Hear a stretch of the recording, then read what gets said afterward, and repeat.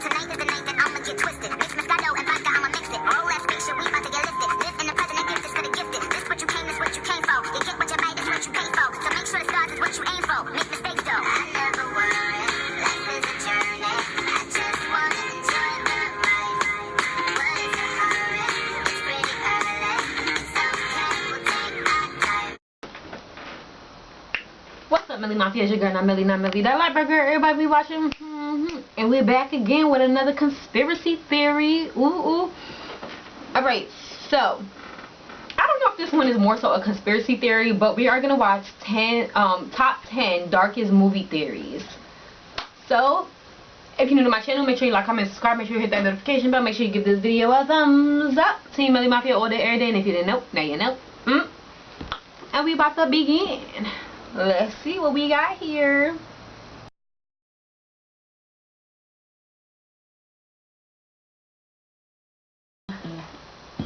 Well, we're never watching these films the same way again, that's for sure. Welcome to WatchMojo.com, and today we're counting down our picks for the top 10 darkest movie theories. And if fan theories are your thing, why not check out WatchMojo UK's list on the top 10 Harry Potter fan theories.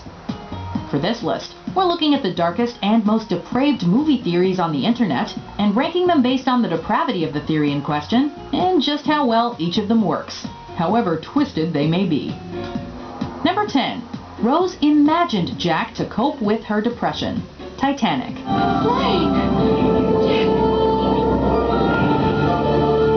There are a lot of theories circling the web about Titanic, but none are likely as dark as the theory that Rose imagined Jack to cope with her suicidal depression. After all, the first time Jack and Rose meet is when Rose is about to kill herself. Stay back! Don't come any closer! Perhaps she imagined this beautiful and charming man to cope with her unhappy life and abusive fiancé. This would also explain why there are no records of Jack. He simply doesn't exist. We never found anything on Jack. There's no record. That's crazy. That makes sense. That is crazy. That makes sense. So if she imagined Jack, did Jack really exist? Was he all in her head? Was he her escape? Was he just her thought of getaway? You know. Ooh, that's juicy. Could have him at all. No, there wouldn't be, would there? And I've never spoken of him until now. Some people also believe that Jack is a time traveler from the future.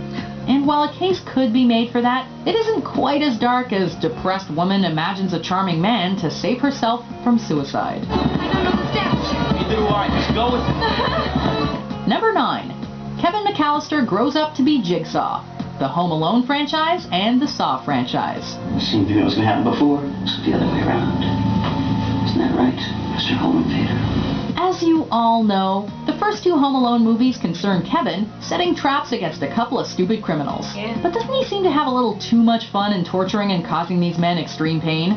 According to some, Kevin never grew out of his need to create elaborate, sadistic traps, changed his name to John Kramer, perhaps after serving some time, and later became the Jigsaw Killer to satisfy his psychotic need to torture people. Okay, the timeline doesn't really add up, as Kevin is 8 in 1990 while Jigsaw is in his 50s in the early 2000s. But just ignore that and go with it. Oh, that I'm Jigsaw. That Kevin McAllister grew up to be Jigsaw from Saw. And that's how he learned. I've never heard that one. Yeah, I've heard that one. Number 8. The Joker is a disgruntled ex-soldier.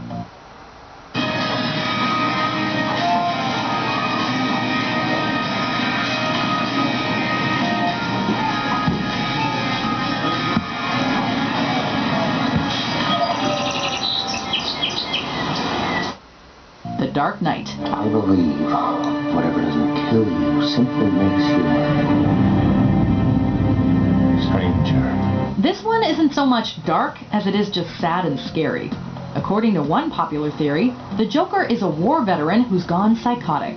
There are numerous traits to his character that seem to support this, including his weapons knowledge, his physical fighting skills, his tactical know-how, and his ability to perfectly perform the funeral ritual. A few of his... That one makes sense too. That one really makes sense too. That you already know, like, war veterans have PTSD. If I'm saying traumatic distress syndrome, that thing right there. Most of them have that, so I could believe that. Quotes also suggest military experience, including Never start with the head. The victim gets all fuzzy.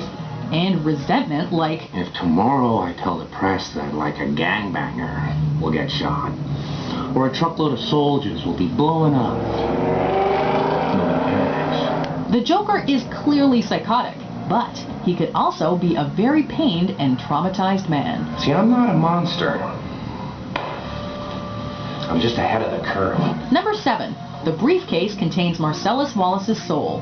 Pulp Fiction. I've never seen this movie before. we have. The mysterious briefcase is a classic example of a MacGuffin. It drives the plot, but understanding it is ultimately inconsequential. Theories abound, but some have gone so far as to suggest that it contains the very soul of Marcellus Wallace. According to the theory, the devil took Marcellus's soul from the back of his neck, hence that weird neck band-aid. The code to the briefcase is also 666, suggesting Marcellus's deal with the devil. Another thing to note is the orange glow that flashes upon Brett's death, which is perhaps indicative of his soul leaving his body. Is orange the color of our souls? And is Marcellus's contained within that briefcase? And you will know my name is the Lord when I lay my vengeance upon thee. Number 6. The entirety of Grease is Sandy's This is death my fantasy. favorite movie, Grease. y'all. Danny, is this the end? Charming nostalgic musical or elaborate death fantasy? You be the judge. Because you all secretly know every word to Summer Nights, you all know Danny's line, but what if he didn't? According to the theory, Sandy did drown, and the entire movie is a wish-fulfilling fantasy that Sandy's brain plays out as she dies. I can't believe This it. certainly helps to explain the weird ending where Danny and Sandy fly away in the car, which can be interpreted as Sandy's final ascent into the afterlife. Now I can't For believe those who've that. always wondered what the- Hold on. She do fly into the clouds, so I think I could believe that now. I could believe that. deal was with that scene? You've got a possible explanation, just not a very happy one. I've just had the best summer of my life and now I have to go away. It isn't fair. Number 5. Josh killed Heather and Mike. The Blair Witch Project. Josh? Josh! The ending to The Blair Witch Project is already dark, but this theory makes it even darker. Midway through the movie, I don't remember Josh that goes movie as missing, much. and Heather discovers a bundle of sticks containing bloody clothes and teeth. However, Josh's body is never found, and Heather and Mike continue to hear him screaming, indicating that he is still alive. At the end of the movie, both Heather and Mike are seemingly killed by the Blair Witch. However, it very well could have been Josh who murdered the students, either through possession or of his own free will. The lack of answers is precisely what makes this movie so divisive, inviting this sort of dark what-if interpretation.